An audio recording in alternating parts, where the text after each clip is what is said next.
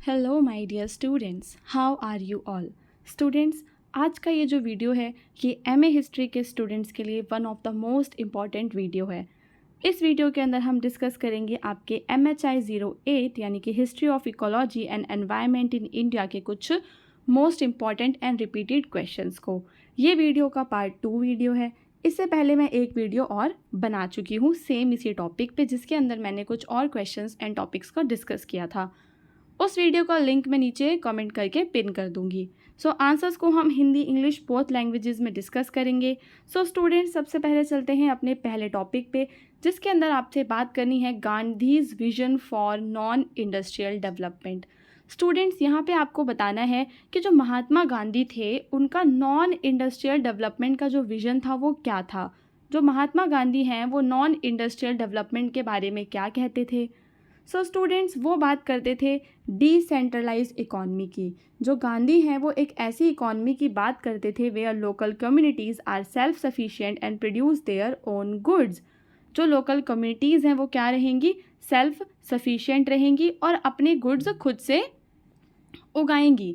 सो गांधी ने ऐसी अर्थव्यवस्था की कल्पना की थी जहां स्थानीय समुदाय आत्मनिर्भर हों और अपने स्वयं के वस्त्र का उत्पादन करें।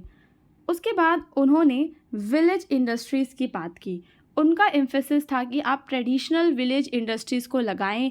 जो पुराने हमारे हैंड वीविंग था, ठीक है, कुम्हार की कला थी, बुनाई की कला थी, जितनी भी हमारी पुरानी कलाएं थीं उनका क्या करें, उद्धार करें। सिंप्लिसिटी एंड सस्टेनेबिलिटी की बात करते हैं Mahatma Gandhi. To avoid exploitation of natural resources, अगर हम सरल जीवन जिएं, सतत प्रथाओं का समर्थन करें तो हम एक नॉन इंडस्ट्रियल डेवलपमेंट भी कर सकते हैं।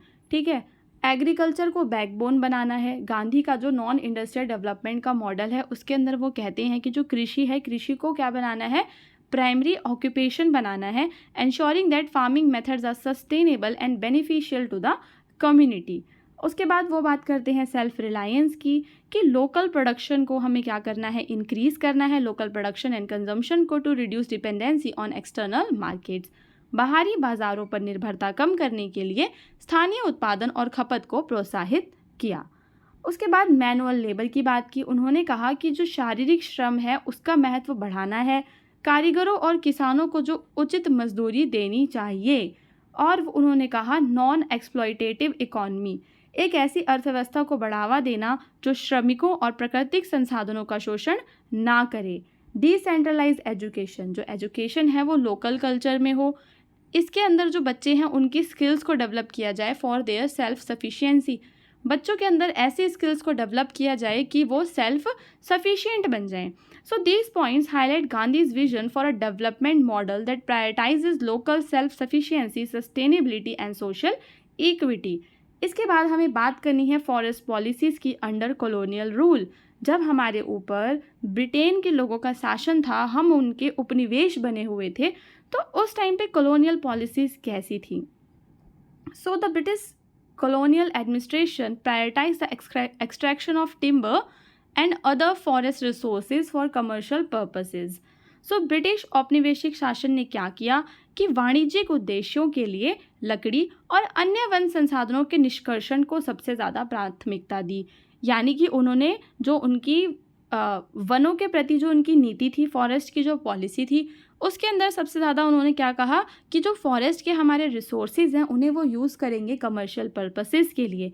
ठीक है, और क्या करेंगे, वाणिज्यिक उद्देश्यों के बाद फॉरेस्ट एक्ट की बात हम यहाँ पे करते हैं कि विभिन्न वन अधिनियमों का परिचय, जैसे कि 1865 का भारतीय वन अधिनियम और 1927 का अधिक व्यापक भारतीय वन अधिनियम, जिसने वन संसाधनों के उपयोग को विनियमित किया। ठीक है, ये इस टाइप के वो अधिनियम लेकर आए थे वन संसाधनों को विनियमित करने के लिए। फॉरेस्ट को रिजर्वेट किया था, रिजर्वेशंस किए थे फॉरेस्ट के।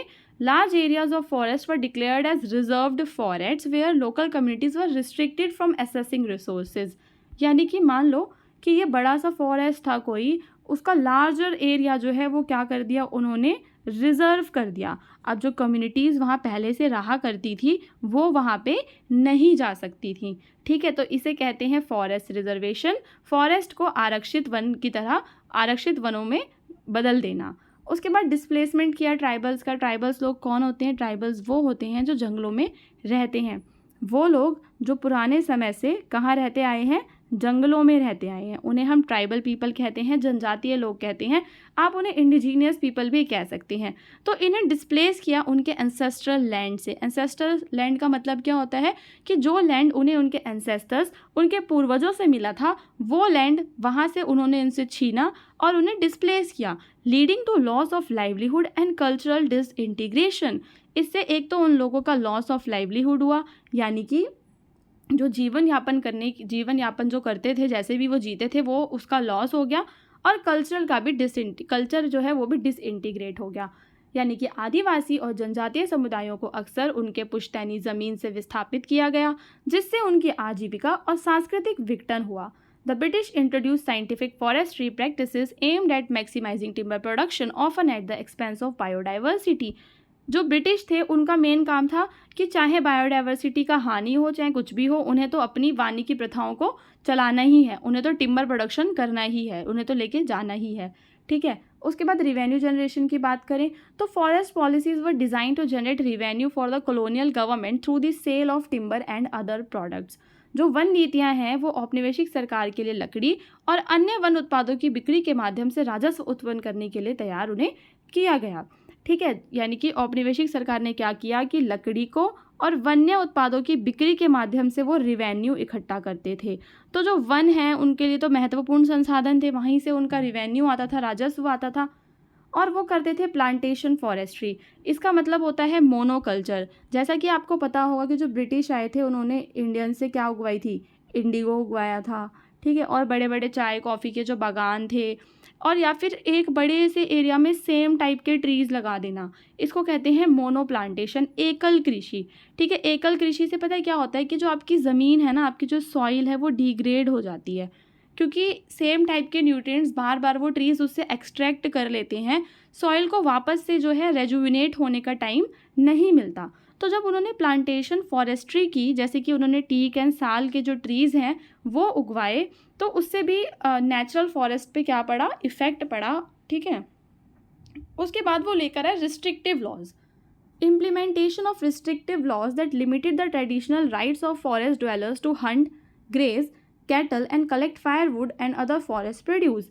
यानी कि वो ऐसे कानून लेकर आए जिससे कि प्रतिबंध लग गया उन लोगों के ऊपर जो पारंपरिक तौर से पुराने ज़माने से सदियों से उन जंगलों में रह रहे थे, शिकार कर रहे थे, अपने मवेशियों को चरा रहे थे, लकड़ी इकट्ठी कर रहे थे, उन सब का जाना वहाँ पे क्या कर दिया, सीमित कर दिया। तो ये थी उनकी जो कॉलोनियल रूलर्स थे उनकी फॉरेस्ट पॉलिसी, जिसका एम क्या था कि ज़्यादा से ज़्यादा जो भारत के संसाधन हैं, भारत के जो नेचुरल रिसोर्सेज हैं, उनको यहाँ से इंडिया से एक्सप्लोर्ट किया जाए, ज़्यादा से ज़्यादा रिवेन्यू जनरेट करें वो, और एक तरह से उन्हें एक्सप्लॉइट करें। और फॉरेस्ट ड्वेलर्स जो थे उनको भी वो एक्सप्लॉइट कर रहे थे अपनी कड़ी नीतियों के द्वारा।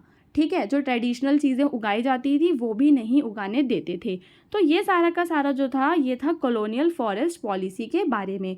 अब हम बात करेंगे कि वो कौन से फैक्टर्स हैं जो भारत में पेस्टोरलिज्म को बढ़ावा देते हैं, कि भारत के अंदर जो लोग हैं वो पशुओं को चराते हैं, पशुओं को पालते हैं, तो कौन से फैक्टर्स हैं। तो सबसे पहला जो फैक्टर है वो है क्लाइमेट कंडीशंस का। जो हमारे भारत है वहाँ की जो क्लाइमेट कंडीशंस हैं काफ़ी वेरीड हैं। ठीक है, एरिड जोन्स हैं, अर्धशुष्क जोन्स हैं, made certain areas more suitable for livestock rearing than agriculture.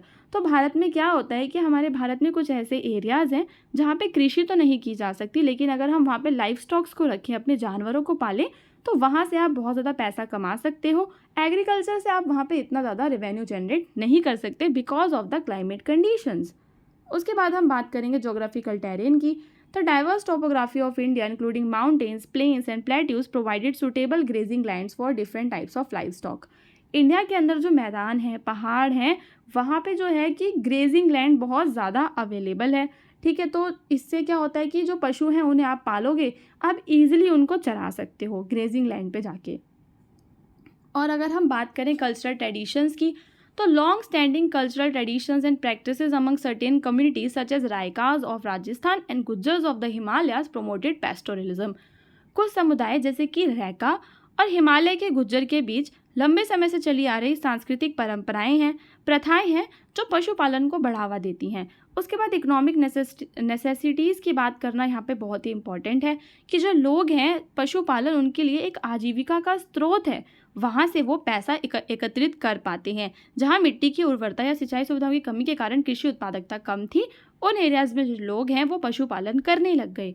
Market की डिमांड की बात करें तो growing market for dairy products, आपको पता होगा कि डेयरी प्रोडक्ट्स जैसे कि मीट, वूल और दूसरे लाइव स्टॉक के प्रोडक्ट्स जो हमें एनिमल से प्राप्त होते हैं, उनकी डिमांड मार्केट में बहुत ज़्यादा है। तो पशुपालन के लिए आर्थिक प्रोत्साहन प्रदान किया गया इसी वजह से। So these factors collectively contributed to the development and sustenance of pastoralism in India, making it a significant mode of livelihood for many communities across different regions. So students, ये था सारा MHI 08 के मोस्ट इंपॉर्टेंट क्वेश्चंस का video. इसी तरह के और videos के लिए आप हमारे चैनल को सब्सक्राइब कर सकते हैं। इसी तरह से आने वाले जो आपके एग्ज़ाम्स हैं उनके लिए भी मैं वीडियोस लेके आऊँगी, जिनसे कि आप अपने इंपॉर्टेंट क्वेश्चंस के मॉडल आंसर्स को लिखकर याद कर सकते हैं। ओके, अब हम मिलेंगे अपने अगले वीडियो में। जब तक के लिए जय हिंद।